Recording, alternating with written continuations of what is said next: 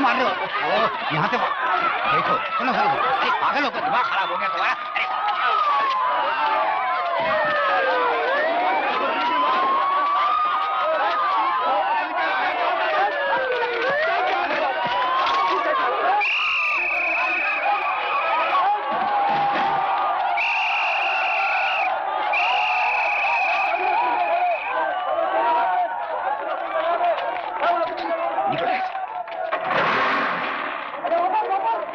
क्या सपने देखे थे आजादी के, क्या क्या देखना पड़ रहा है? अरे आजादी किस चिड़िया का नाम है साहब? काय की आजादी? किसकी आजादी? किसके लिए आजादी? ऐसा भूखे नंगे पेट रहने की आजादी, सिगरेट पीकर सड़ जाने की आजादी साहब, अरे मवाली से मार खाने की आजादी और फोकट में दंगे में मर जाने की आजादी। ये लो पैसे।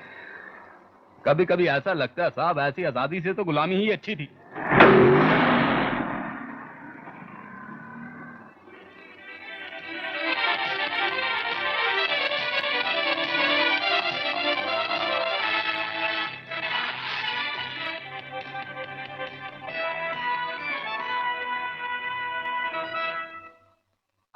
मुख्य समाचार। श्रीनगर में आज तीसरे दिन भी कर्फ्यू जारी। 20 पाकिस्तानी परिशिक्षित आतंकवादी मुठभेड़ में मारे गए। पंजाब के आतंकवादियों द्वारा आ गए यार। 32 यात्रियों आना जाना यही करते रहो दिन भर, दरवाजा ही खोलते रहो। भागलपुर में फिर से दंगा भड़का, कुएं से 13 लाशें बरामद। कॉमनवेल्थ प्रतियोगिता में ये राणा डे कौन है? क्यों? क्या हुआ? पिटा पिटा सा आया, आपको पूछ रहा है। प्रधानमंत्री ने कहा है कि आ जाओ एक अहिंसक क्रांति, आजादी की ओर नया मोड़, लोह पुरुष, लोकनायक, आदमी इस्पात का, एक राष्ट्र का जन्म। ये क्या हो गया है तुम्हें? क्यों? कोई टाइटल पसंद नहीं है आपको? कोई बात नहीं, बहुत वक्त है और ढूंढ निकालेंगे। वैसे आपके डेडलाइन के हिसाब से किशन ने सारा मटेरियल इकट्ठा कर लिया है, पिक्चर्स, बुक्स, न्यूज़रील सब। राम, तस्वीरें जल्दी से उतारिए। चलिए उतारो, चढ़ाओ उतारो, बस यही करते रहो। काम कर अपना। वही कर रहा हूँ। Sorry, I am very sorry Rahul, ये काम मुझसे नहीं हो पाएगा। क्या? क्यों? घर में कोई प्रॉब्लम? नहीं। फीस की कोई प्रॉब्लम? फीस? मैं ये काम पैसे के लिए नहीं कर रहा हूं। फिर आप आज इतने जरूरत से ज्यादा परेशान क्यों हैं? खुश होने की भी कौन सी बात है? क्यों? आज देश में जो हो रहा है उसे देख के शर्म आती है। कमान, इतनी ज्यादा तरक्की भी तो हो रही है। किस तरक्की की बात कर रहे हो? बड़े बड़े बांध, कल कारखाने, सुपरफास्ट ट्रेनें, मोटर गाड़ियों के नए नए मॉडल, ये तमाम खादी, टीवी, रंगीन टीवी, ये कंप्यूटर कुंडलियां। मैं तो ये जानना चाहता हूँ कि आजादी के बाद हमने किस तरह के इंसान बनाए हैं, कैसे मानव तैयार किए हैं, कैसे समाज का निर्माण किया है। आज सड़क पर जब एक आदमी मुझसे कहता है कि ऐसी आजादी से गुलामी बेहतर थी, तो दुख नहीं होगा सुन के?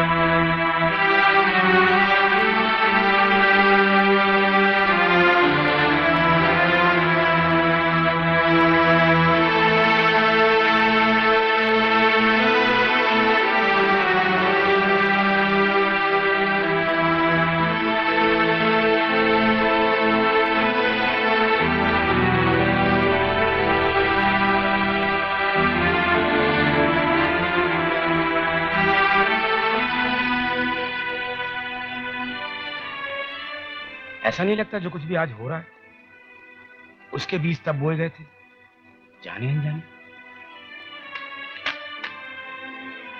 कितनी धूल जम गई है इन तस्वीरों पर।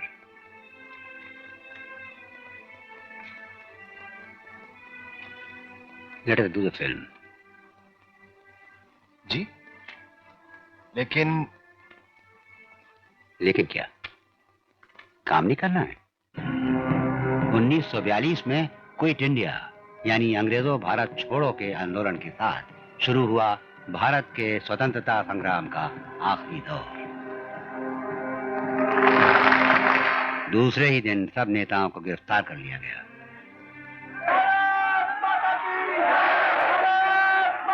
और इसी के साथ अंग्रेजों का भयानक अत्याचार शुरू हुआ।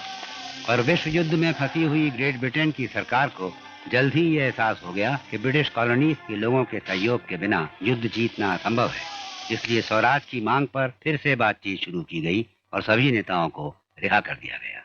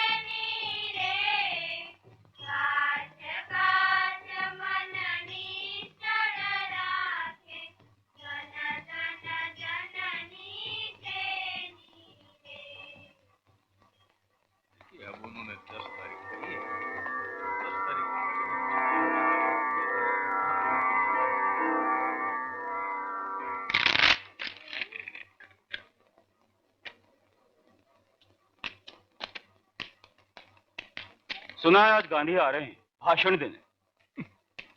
एक और समाज सुधारक। नमस्ते जी। लगता है गांधी जी आ गए। मावलनकर, ब्रह्मचर्य का पालन और संडास साफ करने से आजादी मिलेगी। इस पर भाषण सुनने तो खेल ही अच्छा है, कम से कम दिमाग तो लगता है। One no Trump. Gandhi ji आ गए। वो रहे गांधी जी, देखो।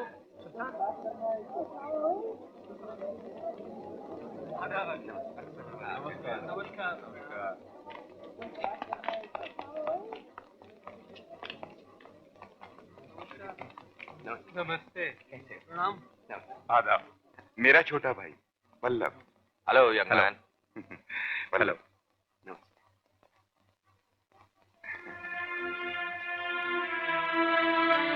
अंग्रेजी और अंग्रेजों से इतना मोह, ये हमें कहां ले जाए? मेरे आग्रह करने पर श्रीमान तिलक जी और जिन्ना साहब और बाकी सब लोगों ने अपनी मातृभाषा में बोलकर उसे जो सम्मान दिया, वो बहुत बड़े आनंद की बात है। हमारी हर सभा में पहला प्रस्ताव होता है ब्रिटिश साम्राज्य के प्रति वफादारी का। ऐसा प्रस्ताव पास करके हम अपनी हीनता का परिचय देते हैं। इस प्रणाली को खत्म करना बहुत जरूरी है, क्योंकि ये हमारे आत्मसम्मान के विरुद्ध है।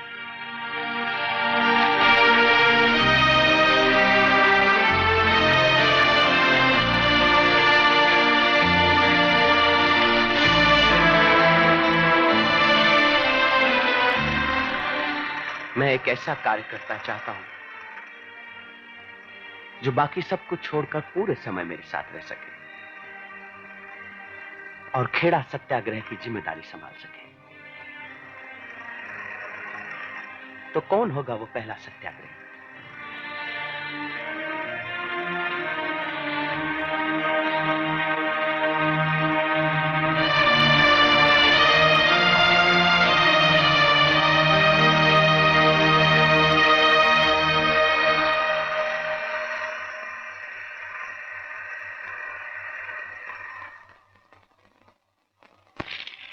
हमें बापू का कहा करके दिखाना है।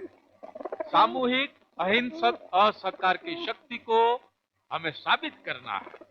अगर आप लोग सब एक मत होकर ये तय कर लें कि हम अपनी मर्जी से ये लगान नहीं भरेंगे, तो मैं आप लोगों को विश्वास दिलाता हूं कि किसी भी सरकार के पास ऐसा कोई साधन नहीं है जो आपका इरादा बदल सके। तो बोलो, कौन कौन तैयार है?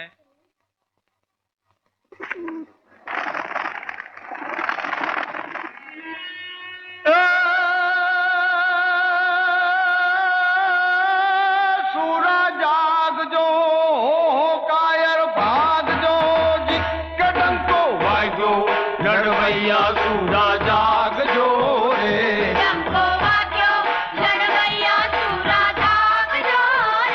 सूरा जाग जो रे कायर भाग जो रे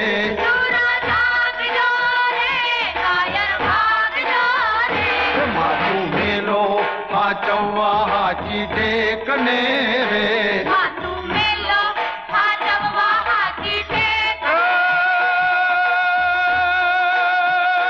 हाची टेकने हो हाची टेकने जिकटन को वाजो लड़वैया सूरा जाग जो रे को वाजो लड़वैया सूरा जाग जो रे गाजो भीतर बाड़ी ने गाजो गामड़ा रे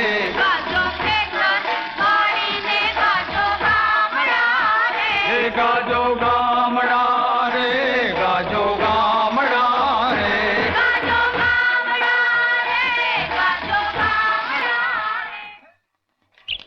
पटेल की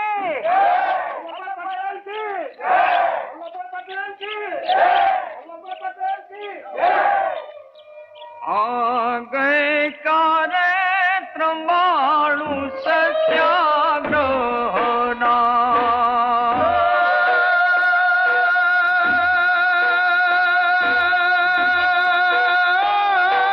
क्या काई विमार डोली मोजार रे गुजरात नागरी सूरवीर भैने झिंगाने रे आवजो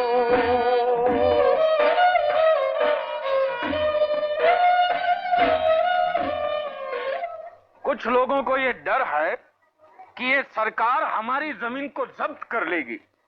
मैं पूछता हूं कि क्या मतलब है इसका? कैसे कर सकती हो तुम्हारी जमीन को जब्त? क्या तुम्हारी जमीन को उखाड़ कर अपने सर पे उठाकर उसे लंदन ले जाएंगे? और वैसे भी ये काम करने के लिए तो सरकार को गांव या तहसील के आदमियों की जरूरत पड़ेगी। तो होना तो ये चाहिए कि ये काम करने के लिए सरकार को एक आदमी भी ढूंढे न मिले। हम पूरे तहसील की हवा ही ऐसी बनाएंगे कि उसमें स्वराज की सुगंध हो।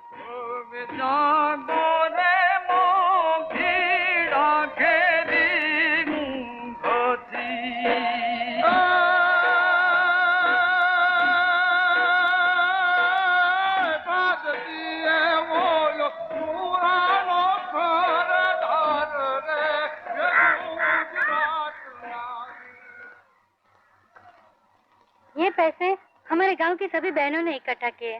क्या वो सभी सत्याग्रह में भाग लेने के लिए तैयार हैं? आप जो कुछ भी कहें हम सब करने को तैयार हैं। क्यों? आप हमारे सरदार जो है,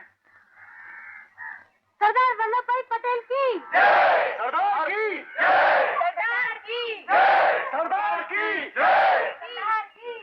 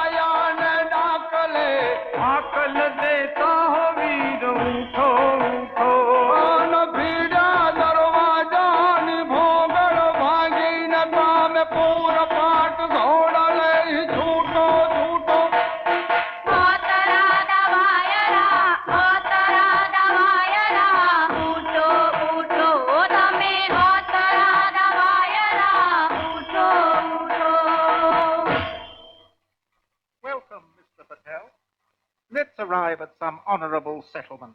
Sir, you settled the farmers' rights. We'll resettle your honor.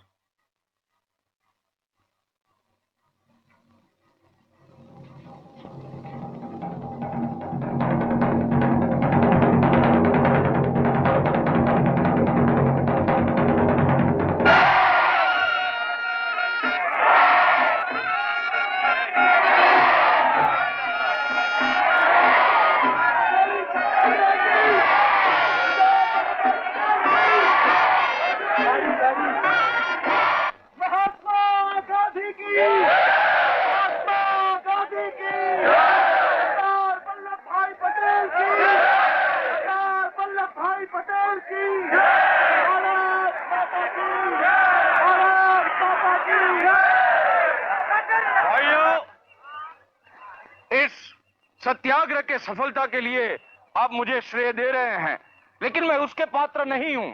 जिस तरह कोई असाध्य रोग से पीड़ित मरीज ये लोक और परलोक के बीच में झूल रहा हो और कोई सन्यासी उसे जड़ी बूटी दे दे जिससे वो रोगी स्वस्थ हो जाए, अच्छा हो जाए, ऐसी हालत हिंदुस्तान के लोगों की है। अगर श्रेय का कोई सच्चा हकदार है तो वो सन्यासी है जिसने जड़ी बूटी दी है, और बाकी के श्रेय के हकदार हैं तो वो रोगी है जिसने वो दवाई ली, जिसने संयम रखा, और बाकी के श्रेय के हकदार हैं मेरे साथी हैं जिन्होंने चकित कर देने वाले अनुशासन का परिचय दिया। मैं तो सिर्फ वो जड़ी बूटी घिस कर पिलाने वाला हूं।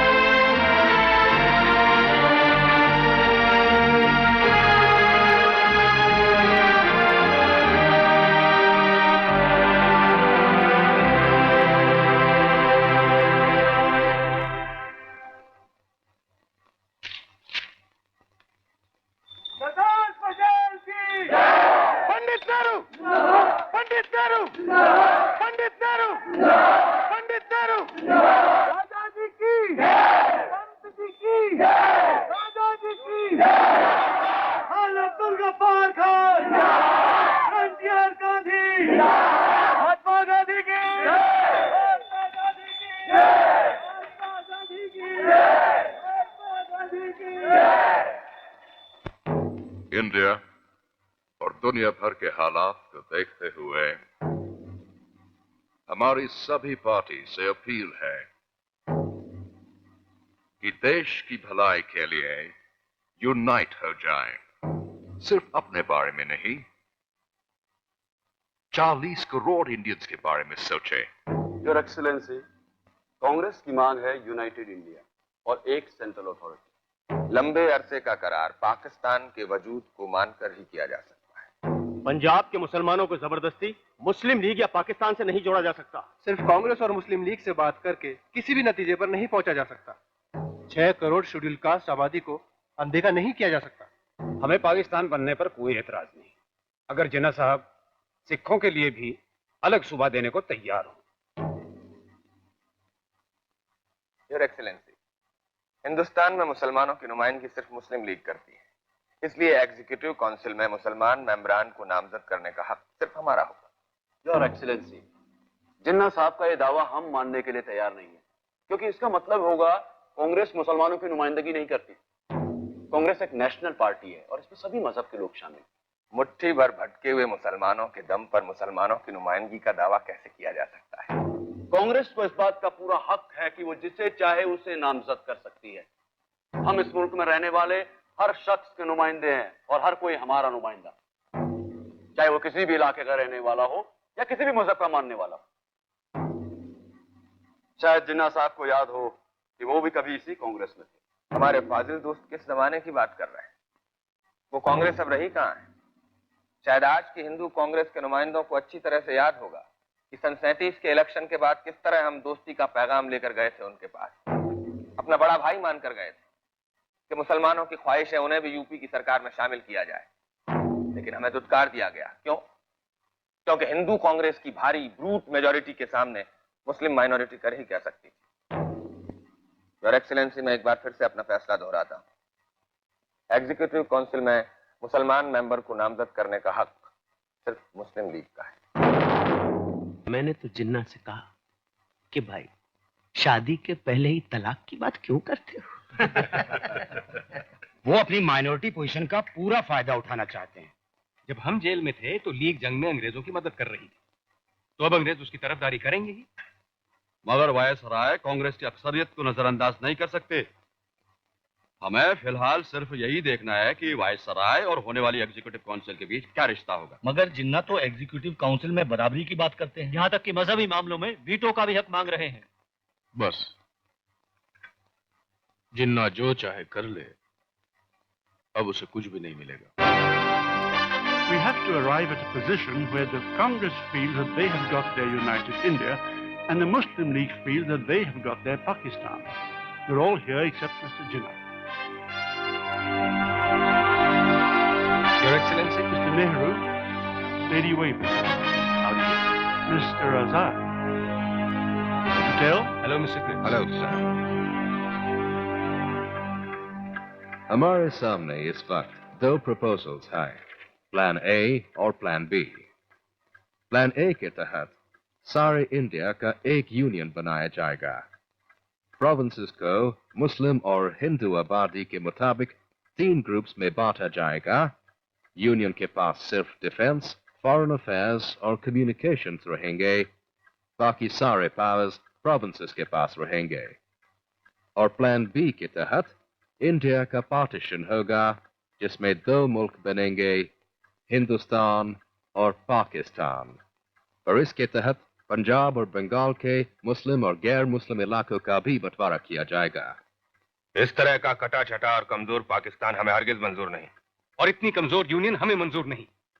योर एक्सीलेंसी, सबसे ज्यादा अहम मुद्दा है ग्रुपिंग का। यूनियन के बारे में सोचने से पहले ग्रुपिंग का मसला पूरी तरह से तय हो जाना चाहिए। मिस्टर जिन्ना, सबसे पहले तो ये तय कर लेना चाहिए कि मुस्लिम लीग संविधान सभा में शामिल होना चाहती है या नहीं। अभी तो यही तय होना बाकी है मिस्टर नेहरू कि कॉन्स्टिट्यूएंट असेंबली होंगी कितनी, एक हिंदुओं की, दूसरी मुसलमानों की और तीसरी रियासतों की। जो प्लान मुल्क के टुकड़े टुकड़े कर दे वो फ्रंटियर के पठानों को कभी मंजूर नहीं होगा। योर एक्सेलेंसी, प्लान बी तो हरगिज नहीं। कांग्रेस प्लान ए पर गौर करने के लिए तैयार है। प्लान ए को हम भी कंसिडर कर सकते हैं, बशर्ते कांग्रेस ग्रुपिंग की सारी शर्तों को पूरी तरह से मान ले। और जैसे तलाक के कानून होते हैं, ठीक वैसे ही किसी भी ग्रुप को यूनियन से अलग होने की पूरी छूट होनी चाहिए। मिस्टर जिन्ना, फिर वही बात, हम यहाँ पे आजादी की बात करने आए हैं, बंटवारे की नहीं। और अगर बंटवारा होना ही है तो उसका निर्णय एक आजाद देश के आजाद लोग करेंगे, अंग्रेज सरकार नहीं।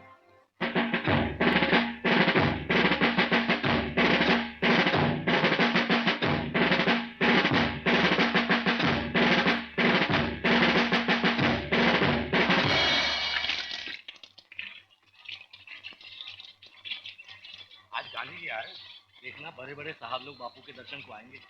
ये बस्ती अब एक दिन स्वर्ग बन जाएगी। जिन्ना तो इस उम्र में बालक राम की तरह जिद कर रहे हैं, हमें चंद्रमा ला दो, हमें चंद्रमा ला दो। चंद्रमा के सिवा कुछ भी नहीं चाहिए।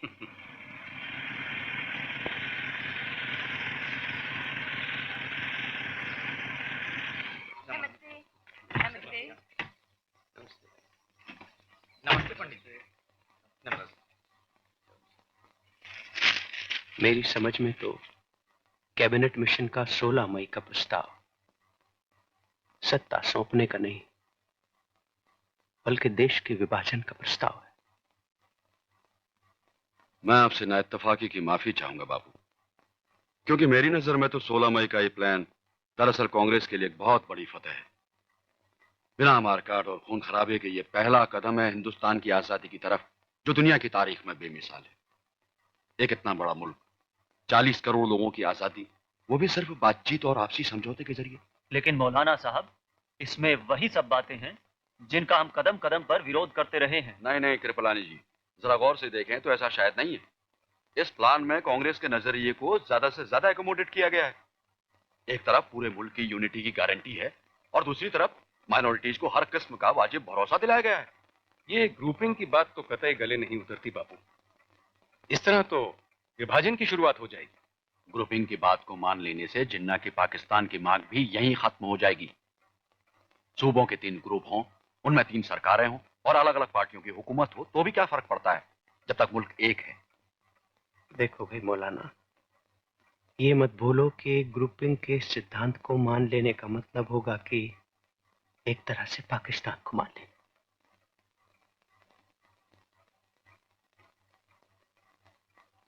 तो क्या हम 16 मई के प्रस्ताव को नामंजूर करते हैं?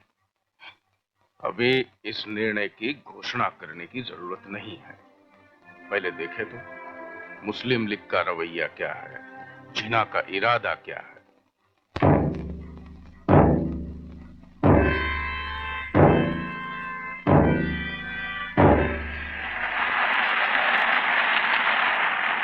सरदार साहब, सरदार साहब! अरे रुको रुको। बापू कौन है ये? सुधीर घोष, बापू का दूत और अंग्रेजों का दोस्त है। हाँ सुधीर, क्या बात है भाई? सरदार साहब, पैट्रिक लॉरेंस और क्रिप्स उस कार में बैठे हैं, आपसे मिलना चाहते हैं। मुझसे क्यों? उनको पता चल चुका है क्या? कि अगर किसी नतीजे पर पहुंचना है तो आपसे बात करना जरूरी है। क्या चाहते हैं? जिन्ना ने 16 मई और 16 जून के दोनों ही प्लानों को मंजूर कर लिया है, लेकिन कांग्रेस दोनों को ही नामंजूर करने वाली है। तो पावर अब मुस्लिम लीग के हाथों में आ जाएगा। हो सकता है। होगा ही, क्योंकि वाइसरॉय भी यही चाहते हैं। तो फिर पैट्रिक लॉरेंस को क्या परेशानी है? मेरी राय में कैबिनेट मिशन के इस वक्त के झुकाव को देखते हुए कांग्रेस अगर इस मौके का फायदा उठाए तो पावर आप, मेरा मतलब है कांग्रेस को पावर मिल सकता है। राजनीति असंभव को संभव बना देने की कला है। चलो मिलते हैं।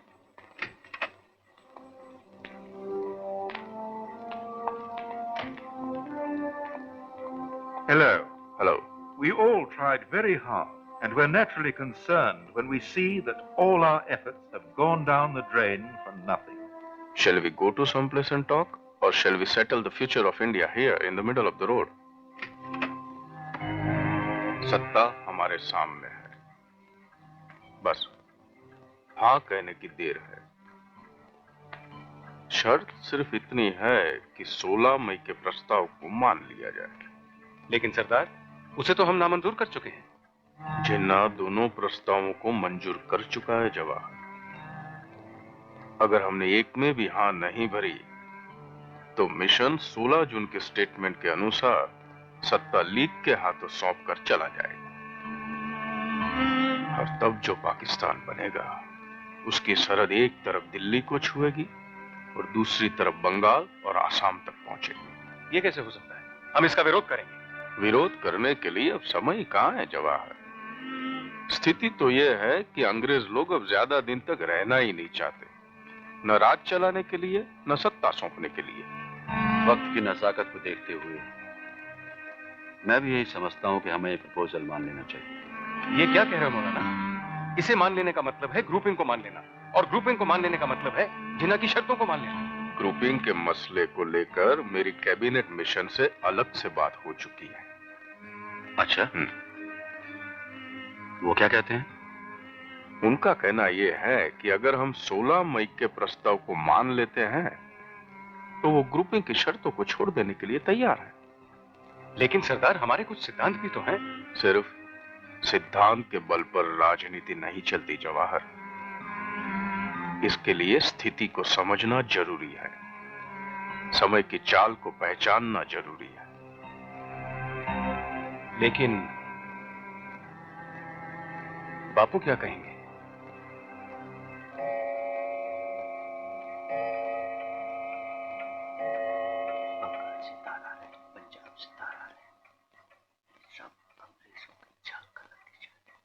बापू, आपका क्या ख्याल है इस प्रपोजल के बारे में?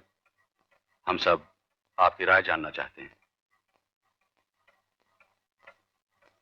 अब तक मैं इस प्रस्ताव को एक ईमानदार कोशिश समझ रहा था, मगर अब इसमें से बंटवारे की बू आती। इसके अनुसार पूरब में असम और बंगाल के हिंदू प्रदेशों को मुस्लिम ग्रुप के साथ रहना होगा, तो दूसरी तरफ उत्तर पश्चिमी प्रांतों और पूर्वी पंजाब को भी मुस्लिम ग्रुप के साथ रहना होगा। ये मैं नहीं मान सकता। मुझे लगता है कि इस समय ग्रुपिंग की शर्त को महत्व नहीं देना चाहिए। अगर हम प्रस्ताव के बाकी मुद्दों से सहमत हैं तो ये प्रस्ताव हमें मान लेना चाहिए। इस समय सिर्फ दो ही चीज जरूरी है। एक तो ये कि लीग को सत्ता हथियाने से रोकना, और दूसरा कांग्रेस को सत्ता में लाना। बाकी के सभी लोग भी यही चाहते हैं।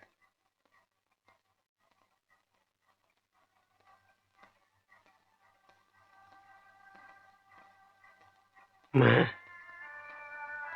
अपनी राय तो नहीं बदल पाऊंगा,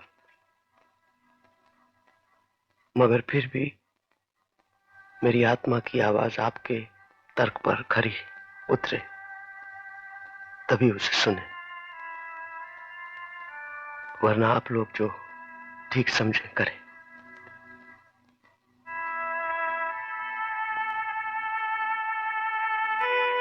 अब मैं जाऊंगा, क्योंकि मुझे नहीं लगता कि अब मेरी यहां पर जरूरत रह गई है।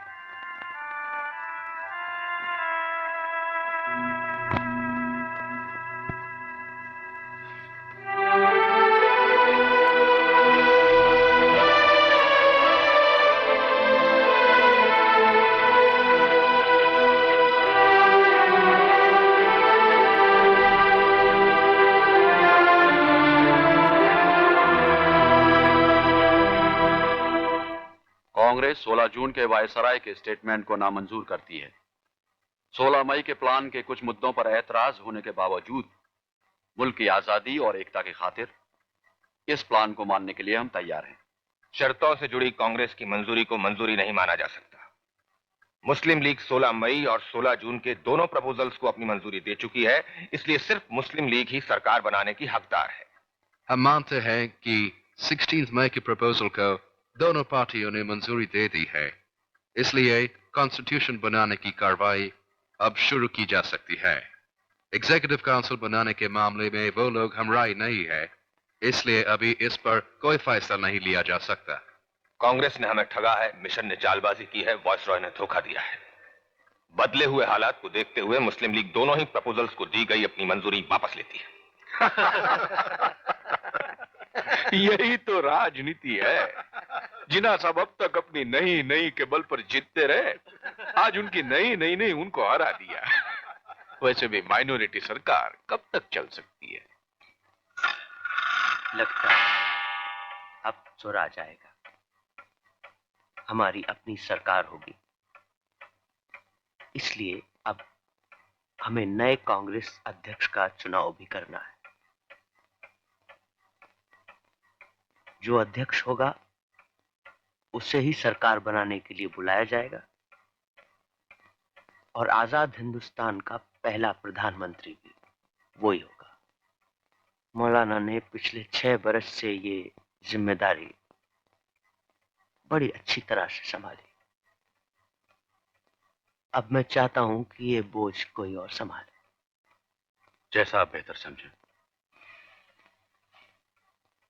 15 में से 12 प्रदेश कांग्रेस कमेटियों ने सरदार का नाम प्रस्तावित किया है।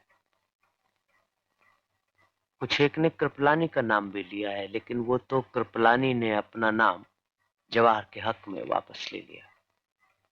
तो अब रह जाते हैं सरदार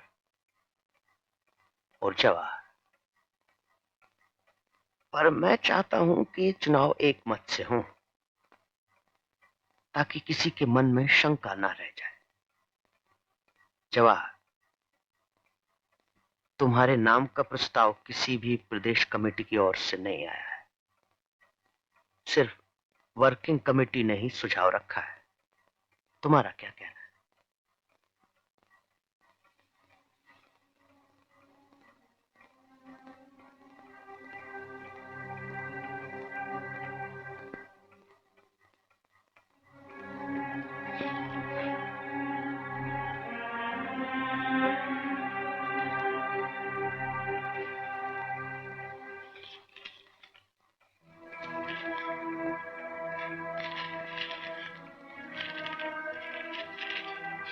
मैं अपना नाम वापस लेता हूं। लेकिन तुम्हारा रहना भी बहुत जरूरी है सरदार, देश के हित में। तुम दोनों को सरकार के 2 पहियों की तरह काम करना होगा। क्या तुम जवाहर के साथ काम कर सकोगे? मुस्लिम लीग ने आज तक कभी ऐसा कोई कदम नहीं उठाया जिसकी इजाजत कॉन्स्टिट्यूशन नहीं देता। लेकिन आज हमें इस बात पर मजबूर किया जा रहा है कि हम कानून भूल जाएं। अंग्रेजों के रहते जब कांग्रेस बार बार अपना रवैया बदल सकती है, तो सोचिए उनके पावर में आने के बाद माइनॉरिटीज का क्या हश्र होगा। कैबिनेट मिशन और कांग्रेस से समझौते के दौरान दोनों के हाथों में एक एक पिस्तौल थी। एक के पास सरकार और फौज की, दूसरे के पास अक्सरियत की, अपनी ब्रूट मेजॉरिटी की। अब हमने भी अपनी पिस्तौल तान ली है और हम उसका इस्तेमाल भी करेंगे। अगर मुसलमानों को पाकिस्तान नहीं दिया जाता तो जिहाद शुरू होगा, direct action.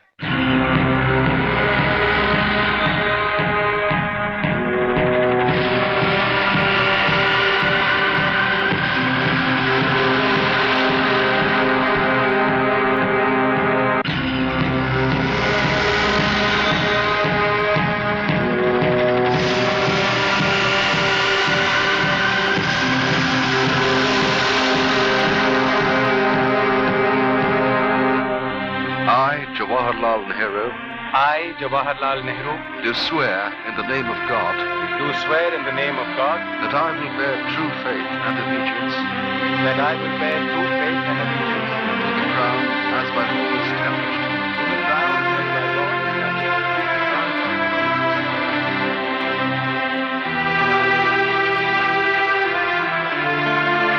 Vallabhbhai Patel. I, Vallabhbhai Patel, Do swear in the name of God. do swear in the name of God That I will bear true faith and allegiance. I'll bear true faith and allegiance To the crown as by law established. to the crown as by law established.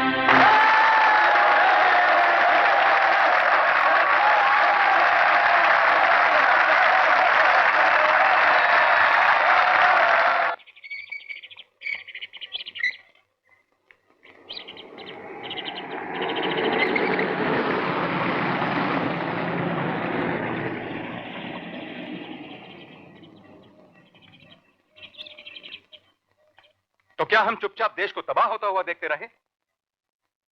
Noakhali में मारकाट मची हुई है। बंगाल में मुस्लिम league की सरकार ही दंगे करवा रही है। 3 हफ्ते से लगातार हमें चेतावनी मिल रही थी, फिर भी हम कुछ नहीं कर पाए। और वाइसरॉय, ना वो खुद कुछ करते हैं, ना हमें कुछ करने देते हैं। ऊपर से कहते हैं कि दंगा रोकने की जिम्मेदारी हमारी नहीं, प्रदेश के गवर्नरों की है। आखिर हम एग्जीक्यूटिव काउंसिल में बैठे कर क्या रहे हैं? शर्म आनी चाहिए हमें। बहुत हो गया। मैं तो कहता हूं कि हमें इस्तीफा दे देना चाहिए। देखो, गुस्सा तो मुझे भी बहुत आता है जवाहर, लेकिन गुस्से में कभी कभी गलतियां हो जाती है। इस मोड़ पर इस्तीफा देना ठीक नहीं है। मुस्लिम लीग दोहरी चाल चल रही है। एक तरफ वो काउंसिल में आना चाहती है और दूसरी तरफ देश भर में दंगे करवा रही है। और वाइसरॉय का रवैया तो तुम जानते ही हो। वो तो चाहते हैं कि हम काउंसिल के बाहर चले जाएं ताकि मुस्लिम लीग की सरकार बने।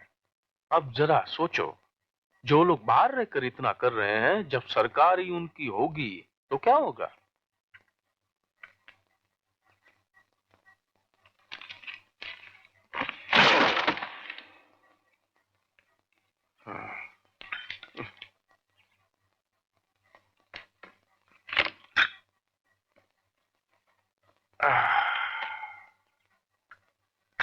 मैं इजाजत चाहूंगा। कुछ विदेशी फोटोग्राफर मेरा इंतजार कर रहे हैं, मुझे जाना ही होगा।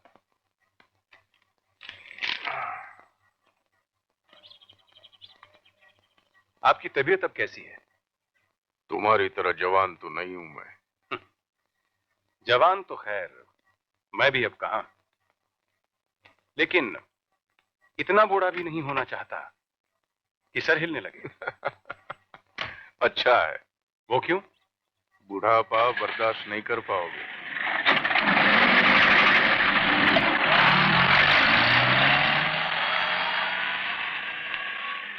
देखा, चाय भी नहीं पी और चले गए। अरे भाई, तुम्हारी चाय के अलावा दुनिया में और भी जरूरी काम है। लेकिन बापू आप होते तो ऐसा नहीं करते। मेरे लिए विदेश से फोटोग्राफर भी कहाँ आ गए? सर, बॉम्बे से खेर साहब का फोन है।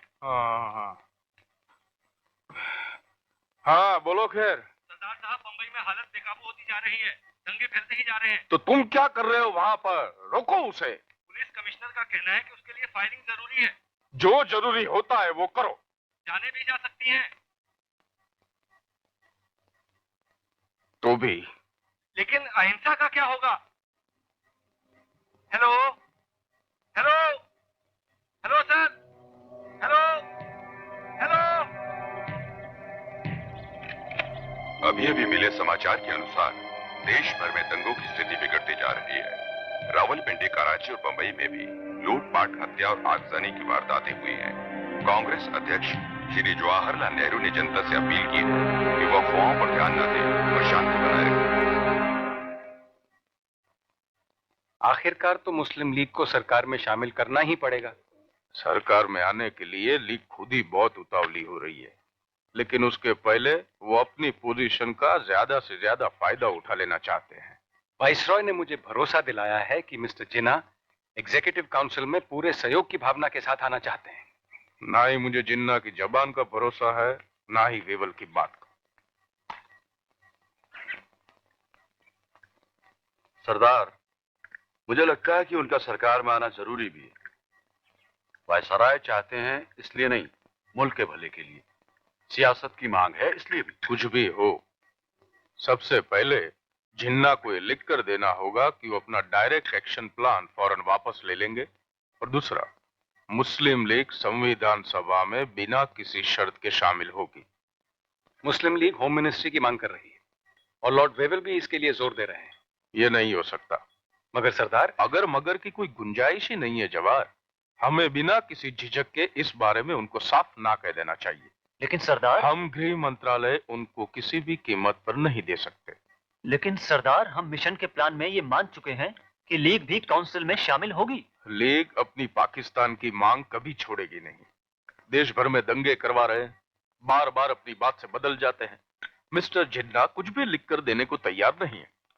ये सब जानते हुए हम उनको गृह मंत्रालय कैसे दे सकते हैं? अगर ऐसा हुआ तो मैं काउंसिल से इस्तीफा दे दूंगा।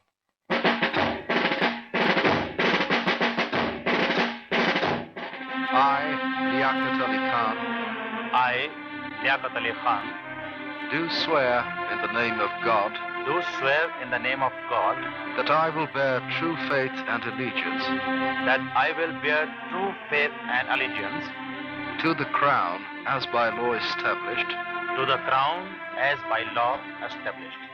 सरकार में रहकर भी अगर गजनाफर अली मुस्लिम लीग की मीटिंग में ये कहते हैं कि या तो कांग्रेस झुक जाए या देश में मारकाट होती रहेगी, तो आप उन्हें याद दिलाइए कि वो जिस सरकार का बिल्ला पहनकर वोट बटोरने के लिए ऐसी बातें करते हैं, वो सरकार की होम मिनिस्टर ने भी चूड़ियां नहीं पहन रखी है। आप बोल दीजिए उनको।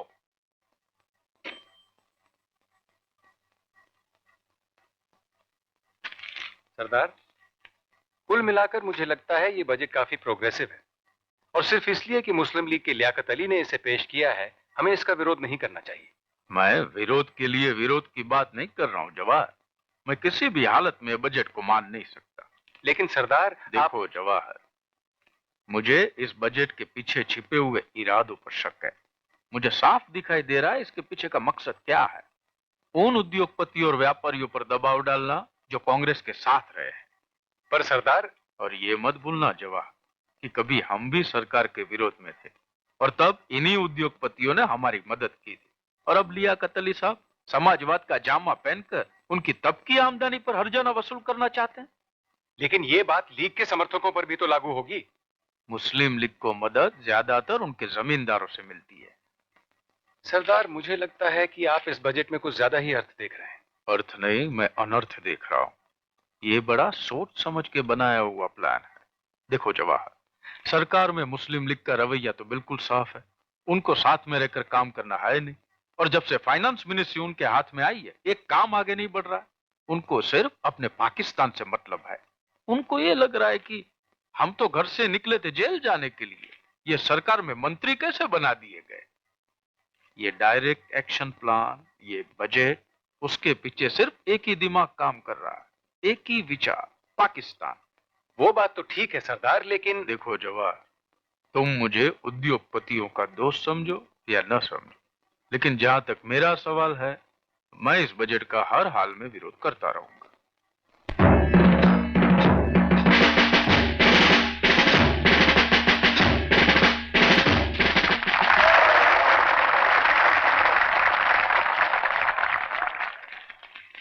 तलवार से तलवार टकराने वाली भाषा का मैं सख्त विरोध करती हूँ, और इसके पीछे जो सांप्रदायिक मानस है उसका भी मैं विरोध करती हूँ।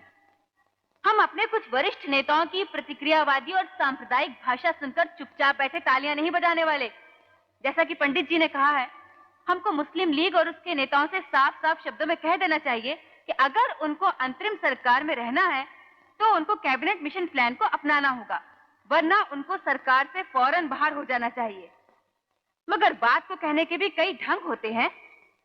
अगर ऐसा ही रहा तो हमें मजबूरन पार्टी छोड़नी पड़ेगी।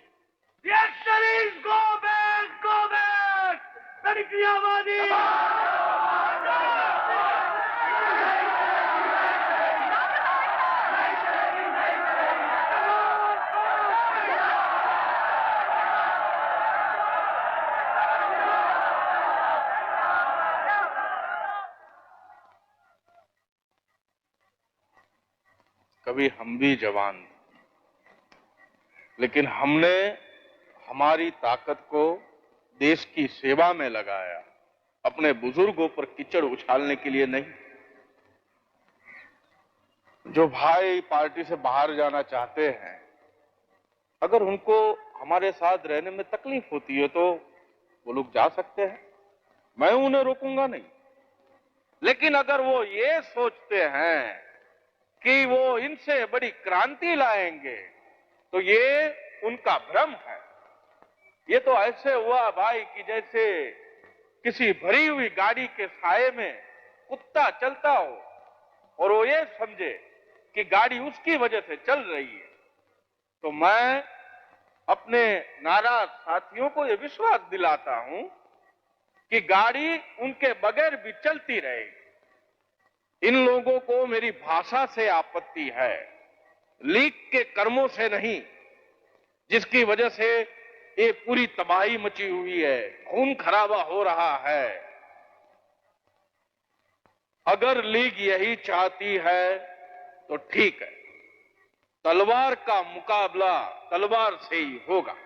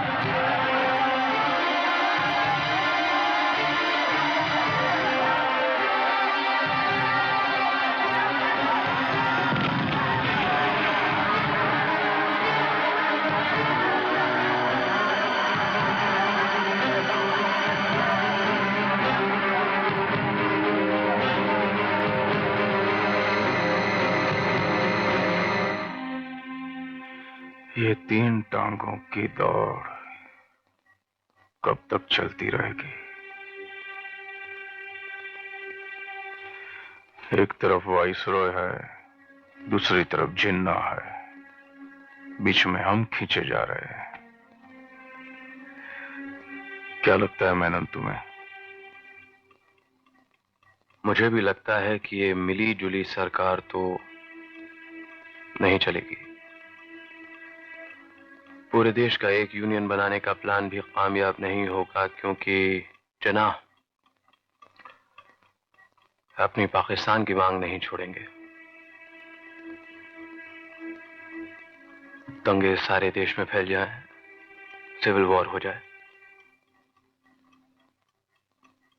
इससे अच्छा यही है कि हम डोमिनियन स्टेटस के तहत देश के बंटवारे के लिए अभी राजी हो जाएं।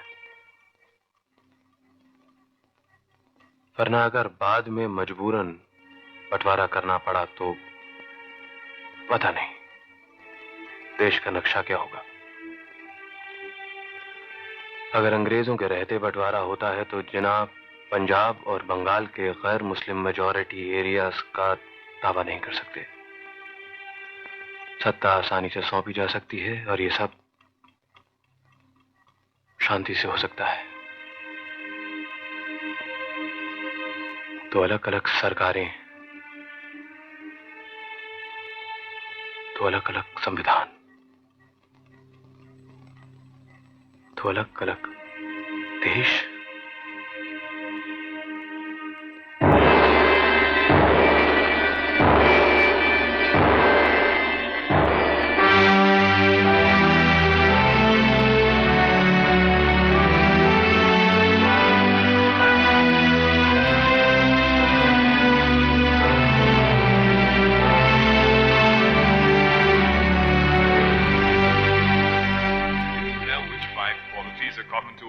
Top Indian leaders? No. They're all past middle age. They're all very well versed in the art of agitation. They're all lawyers. None of them have any administrative experience. Mm-hmm. And they're all totally submerged into political activities. Now, what do you think about that? That's very interesting, darling. You almost sound like a diplomat. I'm going to become one. Just you wait and see.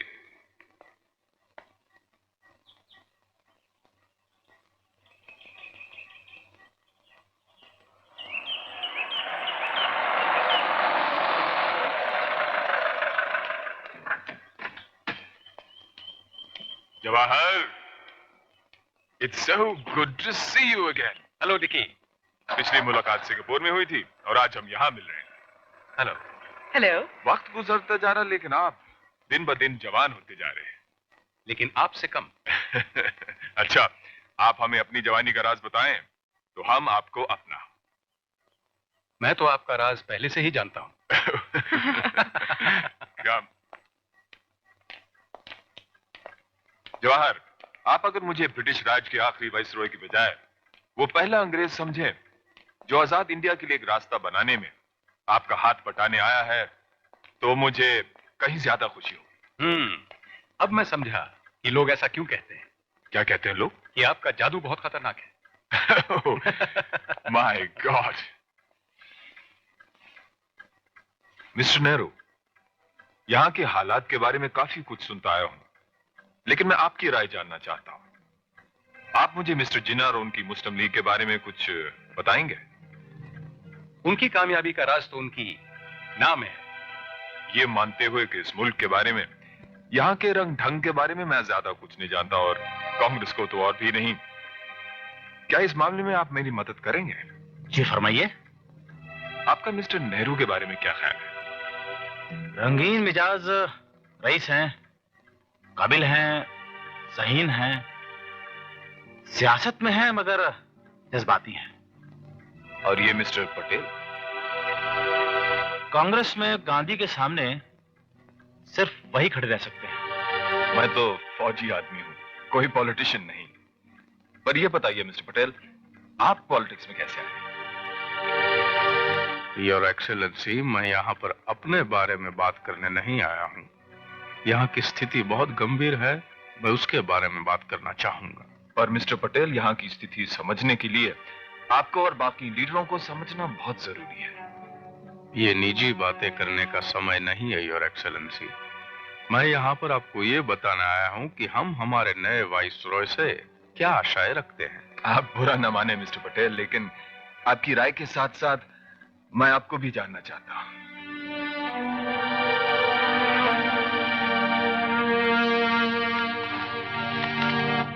तो फिर मैं चलता हूँ। ठहरिए mister Patel, मैंने आपके बारे में बहुत कुछ सुना था और सच ही सुना था। कहिए। Thank you.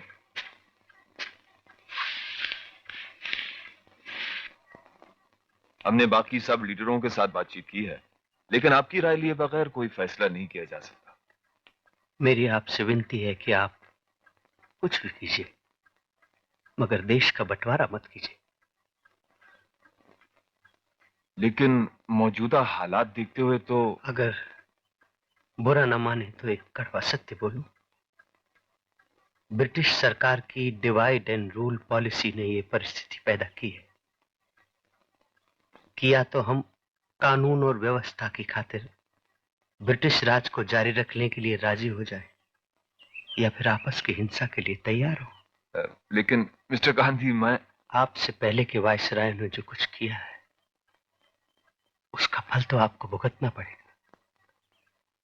उससे ना आप बच सकते हैं ना हम। पर मिस्टर गांधी, मैं तो देखिए, इस मिलीजुली सरकार से ना मुस्लिम लीग खुश है ना कांग्रेस। ये आप ठीक कह रहे हैं। वो एक दूसरे को हुकूमत के साझेदार की तरह नहीं, दुश्मन की तरह देखते हैं। जो भी हो, लेकिन आंख बंद कर लेने से सच्चाई तो नहीं छुप जाती। तो आपका क्या सुझाव है? इस मिलीजुली सरकार को रद्द कर दीजिए।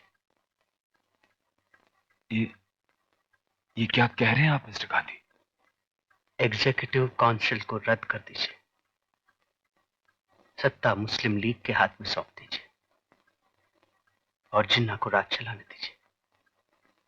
लेकिन ये कांग्रेस को मंजूर होगा? कह नहीं सकता, लेकिन अगर वो भी चाहते हैं कि देश का बंटवारा ना हो तो ये एक ही रास्ता बचा है। मालूम नहीं मिस्टर जिन्ना क्या कहेंगे। वो तो कहेंगे कि फिर वही शैतान गांधी। मिस्टर जिन्ना, आप मिस्टर गांधी के इस प्रपोजल के बारे में क्या सोचते हैं? सोचने की जरूरत नहीं है, योर एक्सेलेंसी। मैं जानता हूं कांग्रेस इस पर कभी राजी नहीं होगी। बापू, आप महात्मा हैं, हम तो ठहरे साधारण लोग। ऐसी उदारता आपके मन में ही हो सकती है। बापू, इतनी बड़ी गैर मुस्लिम आबादी माइनॉरिटी सरकार को कैसे बर्दाश्त कर सकती है? और हमने आपके विचार पर बहुत गहराई से हर पहलू से सोचा है, लेकिन कोई भी इस बात को मानने के लिए तैयार नहीं है। देश को मुस्लिम लीग और जिन्ना को सौंप देने की बात तो किसी के गले नहीं उतरती।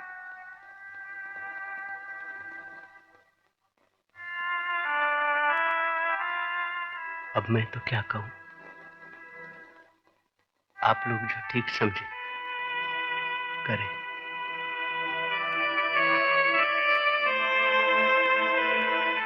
करोड़ों लोगों का भला जो शायद आप देख पाते हैं, अब मैं नहीं देख पाता। ठीक है, मैं वाइसराय से जाके कह दूंगा कि भाई मुझे माफ करो, मैं कांग्रेस को मना नहीं पाया।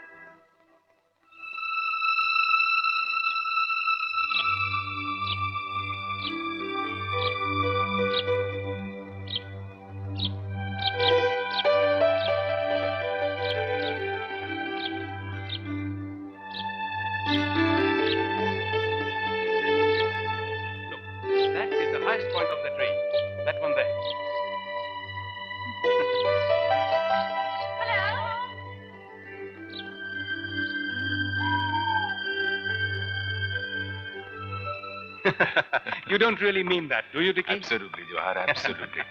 Jawahar, a word with you, please. Ladies, if you would excuse us. Certainly. Thank you. Come. Jawahar, काफी गौर करने के बाद हमने हुकूमत सौंपने का एक नया प्रपोजल बनाया है। मैं उसे लंदन भेज ही रहा हूं, लेकिन उससे पहले मैं चाहूंगी कि आप उसे एक बार देख लें और देखकर आप हमें अपनी राय दें। ठीक है डिकी, मैं देख लूंगा। Thank you Jawahar. हरगिज नहीं, हम किसी भी हालत में इस प्लान को नहीं मान सकते। आखिर किस दिमाग की उपज है ये? क्या इरादे हैं इसके पीछे? कि हिंदुस्तान के टुकड़े टुकड़े हो जाए? हमने तो सोचा था कि आप लोग अपने पीछे एक आजाद देश को छोड़कर जाना चाहते हैं, मगर इसके मुताबिक तो हर छोटा मोटा प्रदेश अपने आप में आजाद हो जाएगा। राजे रजवाड़े मनमानी करने के लिए खुद मुख्तार हो जाएंगे और ये देश बनने से पहले ही तिनके बिगड़ जाएगा। जवाहर, ये सिर्फ आपका डर है, डर जो हकीकत भी बन सकता है। ये आजादी सौंपने का दस्तावेज नहीं, देश की बर्बादी की तस्वीर है। मुस्लिम लीग को छोड़कर कोई भी हिंदुस्तानी इसको मानने के लिए तैयार नहीं होगा। जवाहर, मैं आपके जज्बात समझता हूं। ये शायद अपने आप में सही हल नहीं है, लेकिन एक ईमानदार कोशिश जरूर थी। वीपी, हमने जो लीडरों की मीटिंग बुलाई थी वो फिलहाल नहीं होगी। जरा प्रेस को खबर कर दीजिए और वजह बताने की कोई जरूरत नहीं है, क्योंकि हमारे प्लान को लेकर मिस्टर नेहरू को कुछ ऐतराज है।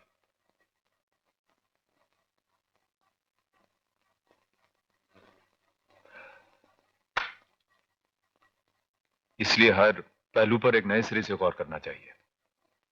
योर एक्सीलेंसी, हालात बहुत तेजी से बदल रहे हैं। हमें जो कुछ भी करना है जल्दी करना चाहिए। वो तो ठीक है वीपी।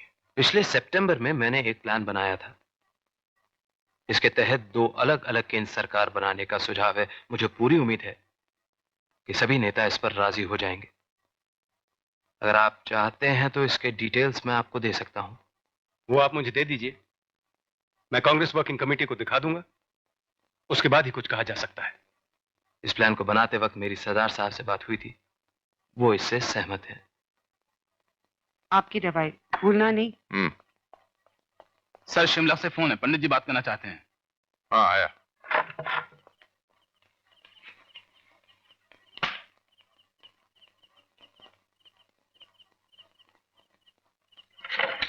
हाँ बोलो जवाहर। हाँ बोलो। हेलो, हाँ बोलो। हाँ, क्या खराब है? मौसम? हाँ, मेरी तबीयत ठीक है, बोलो। माउंटबेटन? हाँ, बेहुदा? हाँ हाँ, प्लान? हाँ हाँ बोलो। हाँ, जरा जोर से। कुछ समझ में नहीं आ रहा। Hello hello. अच्छा अच्छा, हाँ समझ गया। एक मिनट, मेनन ने कोई प्लान बताया था 2 सरकारों वाला। पंडित जी उसके बारे में आपकी राय जानना चाहते हैं। मान लो। हेलो मेनन। हाँ, वो कह रहे हैं मान लो। हाँ, क्या? अच्छा, 1 मिनट। वो पूछ रहे हैं दूसरे लोग मानेंगे? देख लेंगे। हेलो। हाँ मेनन, वो कह रहे हैं वो संभाल लेंगे। देश का बंटवारा होगा, ये तो हम सबको दुख तो बहुत होता है जवाहर, लेकिन अब क्या करें? इसके सिवा और कोई उपाय ही नहीं है। देश का एक छोटा सा हिस्सा जरूर अलग होता है, लेकिन बाकी का हिस्सा तो अपने पास रहता है।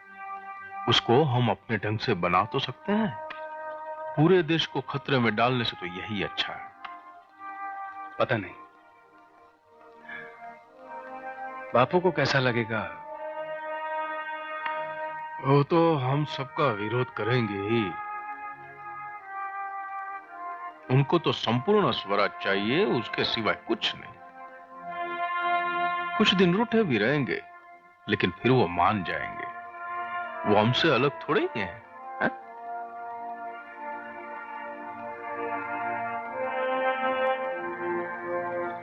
कुछ समझ नहीं आता।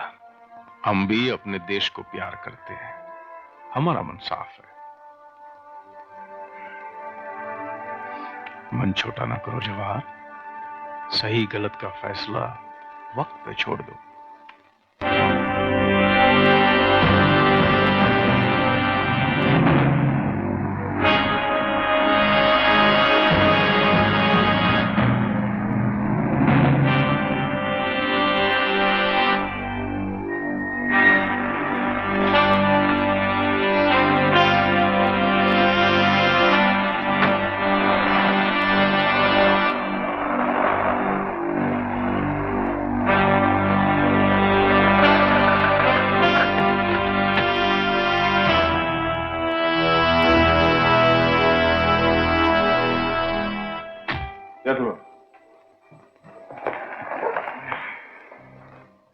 आज इस मीटिंग में जो फैसले लिए जाएंगे उनका असर सिर्फ इस मुल्क ही पर नहीं बल्कि पूरी दुनिया पर होगा।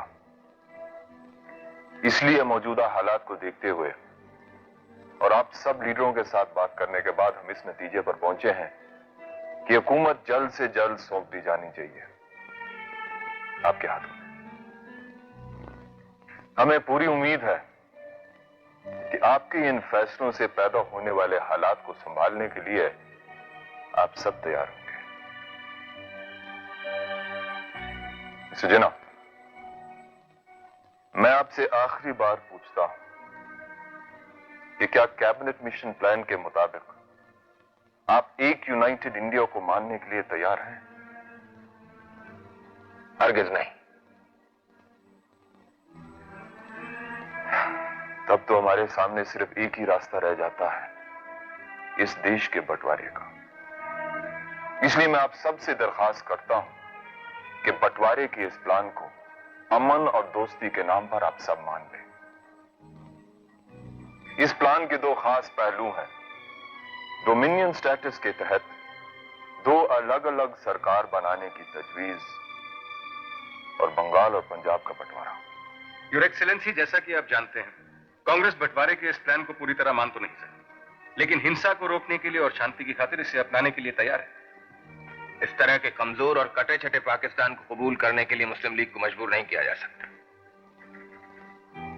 फिर भी हम अपनी वर्किंग कमेटी से सलाह मशवरा करेंगे, उसके बाद ही कुछ कहा जा सकता है। हमारे लिए यहां मौजूद लीडरों की मंजूरी काफी है, लेकिन आप सबका फर्ज है कि वक्त के मुताबिक आप जरूरी फैसले करें। योर एक्सीलेंसी, फैसले सिर्फ लीडरों के हाथों में नहीं है। उसके लिए हमें अपने आकाओं के पास जाना होगा, आवाम के पास। उन्हें समझाना होगा, कई बातों का खुलासा करना होगा। मुझे लगता है मिस्टर जिन्ना अपनी नहीं कहीं भूल गए। भूल नहीं गए हैं, छिपा के रखिए, वक्त आने पर निकालेंगे। मैं आप सबसे दरखास्त करता हूं कि यह प्लान आप अपनी अपनी वर्किंग कमेटीज को दिखा दें और आज रात तक उनका फैसला आप हमें लिख कर भिजवा दें। नहीं, ये मुमकिन नहीं। मिस्टर जिन्ना, अब टाल मटोल की कोई गुंजाइश नहीं। जो भी तय करना है वो अभी करना है और साफ साफ करना है। Your excellency, Congress working committee का फैसला लिखित रूप में आज रात तक आपके पास पहुंच जाएगा। योर एक्सीलेंसी, लिख कर देना मेरे लिए तो मुमकिन नहीं। हाँ, अपनी वर्किंग कमेटी का फैसला आज रात तक मैं आपको जुबानी जरूर बता दूं। तो आपने क्या फैसला किया मिस्टर जिन्ना? फिलहाल तो फैसला मुमकिन नहीं योर एक्सीलेंसी। मतलब? हमारी वर्किंग कमेटी की मीटिंग कुछ और दिनों तक नहीं हो पाएगी। अब आपकी ये चाल नहीं चलेगी मिस्टर जिन्ना। आप अगर इस प्लान को नहीं मानते तो इस बार कांग्रेस भी इनकार कर देगी और ऐसी हालत में हुकूमत मौजूदा सरकार के पास ही रहेगी। अब क्या ख्याल है आपका? अब मैं क्या कह सकता हूं योर एक्सीलेंसी, मैं मजबूर हूं। तो फिर आपको अपना पाकिस्तान भूल जाना होगा। जो होना है वो तो होके रहेगा। मिस्टर जिन्ना, तमाम मुश्किलों के बाद ये प्लान यहां तक पहुंचा है। इस बार मैं आपको बना बनाया काम बिगाड़ने नहीं दूंगा।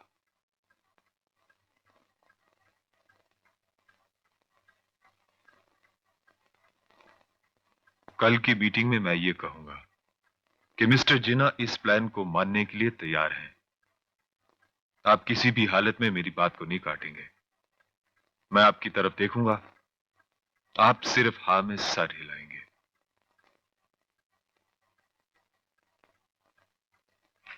पार्टीशन के इस प्लान के लिए कांग्रेस की मंजूरी तो पहले ही मिल चुकी है। मैं आप लोगों से फिर एक बार पूछता हूं, क्या यह प्लान आप लोगों को मंजूर है? जी हाँ। Thank you. सरदार बलदेव सिंह से सिखों की मंजूरी भी मिल चुकी है। जी।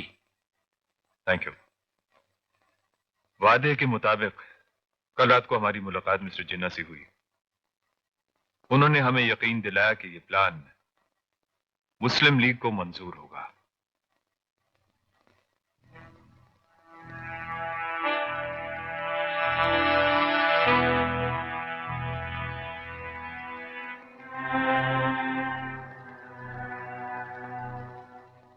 योर एक्सीलेंसी, मैं एक बेहद अहम मसले की तरफ इशारा करना चाहता हूं, और यह है कि मिस्टर गांधी लोगों को भड़का रहे हैं। वो उनसे कह रहे हैं कि जो जी मैं करें और अपने लीडरों की बात बिल्कुल नहीं माने। गांधी जी भड़काने वाली बात किसी से कर ही नहीं सकते। मैं इसका सबूत दे सकता हूं। इस मीटिंग में जो भी फैसला होगा गांधी जी उसे मानेंगे। ये हम कैसे मान लें? देखिए प्लीज जेंटलमैन प्लीज, ये वक्त इस तरह की बहसों में पड़ने का नहीं है। ये वक्त है हुकूमत चलाने का, उसे संभालने का। अब आपके इस पार्टीशन के फैसले का नतीजा क्या होगा, इसका एहसास आप लोगों को हो जाना चाहिए। The administrative consequences of partition. ये दस्तावेज खास तौर से इस मौके पर आप लोगों के लिए तैयार किया गया है। हम चाहते हैं कि आप इसे पढ़ें और इस पर गौर करें।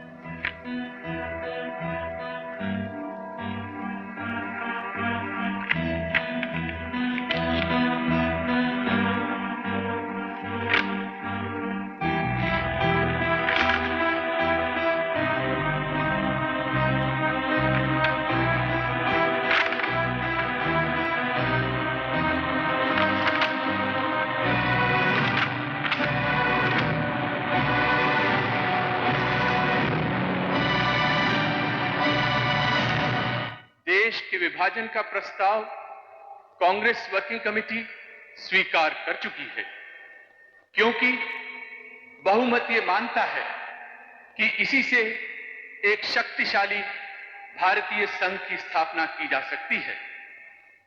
मैं अपने कांग्रेसी साथियों से अपील करता हूं कि ऐसी नाजुक घड़ी में वो आपसी मतभेदों को भुला दें और मिलजुल कर देश को बचाने के लिए काम करें।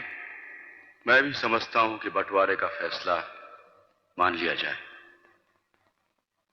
जो भाई हमसे जुदा हो जाएंगे उनसे मैं यही कहूंगा कि भाई, ये कागज पर खिंची हुई लकीरें हैं जो हमारे दिलों का बंटवारा नहीं कर सकती, और मुझे यकीन है वक्त के साथ साथ ये लकीरें भी मिट जाएंगी।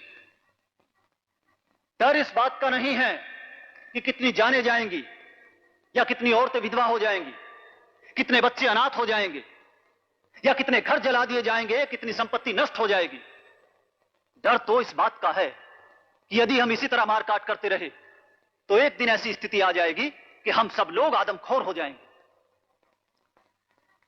सोचना ये नहीं है कि हमने क्या गवाया है, बल्कि देखना ये है कि हम कितना बचा पाए। अब देश का कम से कम 80 से 85% हिस्सा हमारे पास है, और हम उसका विकास अपने हिसाब से और अपनी प्रतिभा से करेंगे। मुल्क में जो आज हो रहा है वो हमारे दिलों को दहला देने के लिए काफी है। देश की एकता और अखंडता के लिए कांग्रेस ने अपनी शक्ति भर कोशिश कर ली, बड़े से बड़ा बलिदान किया, पर अब और समय नहीं है। अब या तो हम इस प्रस्ताव को मान लें और या देश की बर्बादी का तमाशा देखें। ये सच है कि कांग्रेस देश के बंटवारे का विरोध करती रही है, और खास तौर पर मैं तो इसका कड़ा विरोध करता रहा हूं शुरू से ही। फिर भी आज मैं आपसे कह रहा हूं कि यह प्रस्ताव मान लिया जाए। कभी कभी मजबूरी में ऐसे भी निर्णय लेने पड़ते हैं जो कड़वे भी होते हैं, दुखदाई भी। और बंटवारे के बाद हमारा क्या होगा, ये किसी ने नहीं सोचा। क्या मुंह दिखाऊंगा मैं खुदाई खिदमतकारों को? सब हंसेंगे हम पर, उंगली उठाएंगे। देख लिया कांग्रेस का साथ देने का अंजाम। तारीख के पन्नों पर स्याह लफ्जों से ये इबारत लिखी जाएगी, दोस्तों ने धोखा दिया है, कांग्रेस ने फ्रंटियर की पीठ पर छुरा घोंपा है। हम तो कहीं के नहीं रहे, हम तो बर्बाद हो गए, बर्बाद हो गए।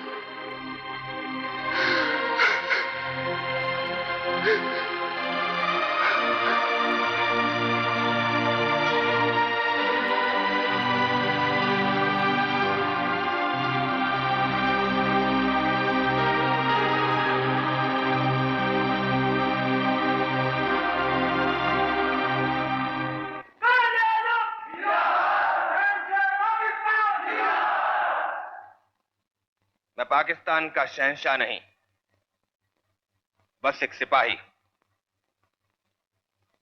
सिर्फ हमें ही नहीं, आज पूरी दुनिया को इस बात का ताज्जुब है कि पाकिस्तान का ये ख्वाब हकीकत कैसे बनने जा रहा है। लेकिन अब इस ख्वाब को हकीकत बनने से कोई नहीं रोक सकता।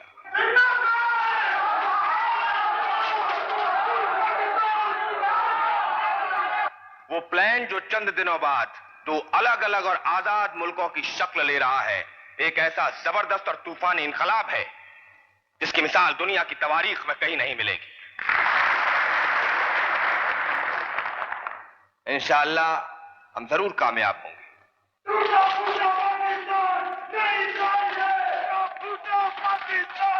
नहीं चाहिए, हमें चाहिए पाकिस्तान, कराची से कलकत्ता तक।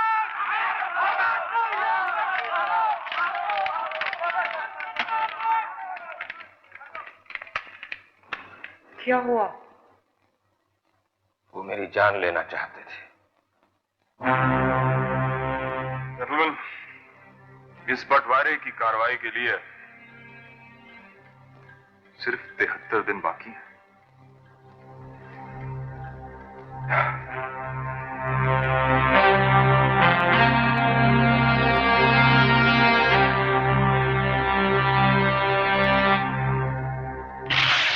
योर एक्सीलेंसी, इस बंटवारे से जो दो मुल्क पैदा हो रहे हैं, मेरी राय में उनके नाम हिंदुस्तान और पाकिस्तान रखे जाने चाहिए। मिस्टर जिन्ना, दो मुल्क पैदा नहीं हो रहे, बल्कि एक मुल्क से एक छोटा सा टुकड़ा अलग हो रहा है। मुस्लिम लीग अपने टुकड़े का नाम जो देना चाहती वो दे सकती है। इस देश का नाम इंडिया है और इंडिया ही रहेगा।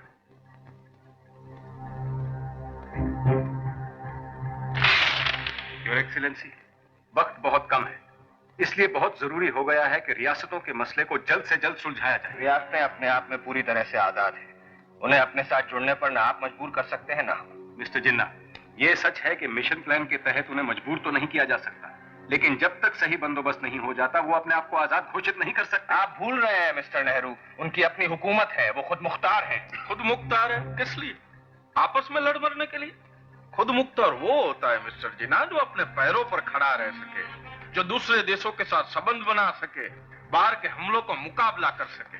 हमारे यहाँ 562 रियासतें हैं, लेकिन उनमें से कोई भी इस लायक नहीं है। मेरे ख्याल से रियासतों को यह मसला सुलझाने के लिए एक अलग से स्टेट्स डिपार्टमेंट बनाना चाहिए।